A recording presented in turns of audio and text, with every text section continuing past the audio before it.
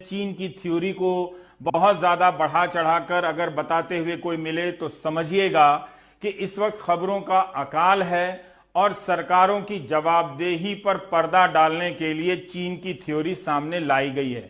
ऐसे कई दुश्मन आपके सामने लाए जाते रहेंगे। अभी तो दो चार ही हैं, आगे पता चलेगा कि आपका पड़ोसी भी उसके लिए जिम्मेदार ठहरा दिया गया है कोरोना या कोविड-19 के प्रसार के लिए।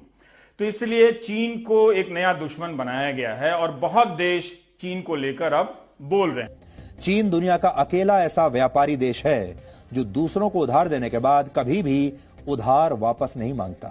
चीन सिर्फ ये चाहता है कि ये देश कभी भी उसका उधार चुका ही ना पाए, ताकि चीन उनके बदले में उन देशों की अर्थव्यवस्थाओं पर कब्जा कर ले, उनकी बड़ी बड़ी कंपनियों को कौड़ियों के भाव खरीद ले, उनके बंदरगाहों पर कब्जा कर ले, वहां अपने सैन्य ठिकाने बना ले और उधार के बदले में इन देशों को अंत में अपना उपनिवेश बना ले।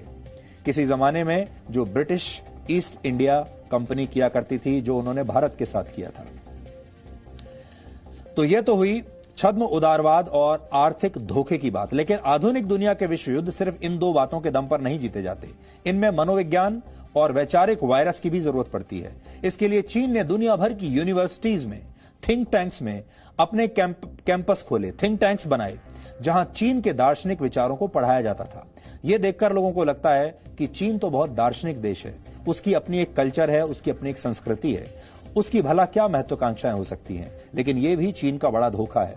इसके अलावा चीन ने दुनिया के बड़े बड़े थिंक टैंक्स, नीति निर्माताओं और बड़े बड़े पत्रकारों को भी अपने पैसे के दम पर प्रभावित किया या फिर उन्हें खरीद लिया। और आप शायद जानते भी ना हो, ऐसे पत्रकार यहां भारत में भी मौजूद होंगे, ऐसे थिंक टैंक्स यहां भारत में भी मौजूद होंगे, ऐसे बुद्धिजीवी यहां भारत में भी मौजूद होंगे जिन्हें चीन ने अब तक खरीद लिया होगा। इसलिए आपने यह भी देखा होगा, जब हम जैसे लोग चीन की पोल आपके सामने खोलते रहते हैं, तो एक वर्ग हमारे ही देश में ऐसा भी है जो चीन की तारीफ करता है, जो चीन की वाहवाही करता है और हमेशा चीन के बारे में आपको चिकनी चुपड़ी बातें बताता है।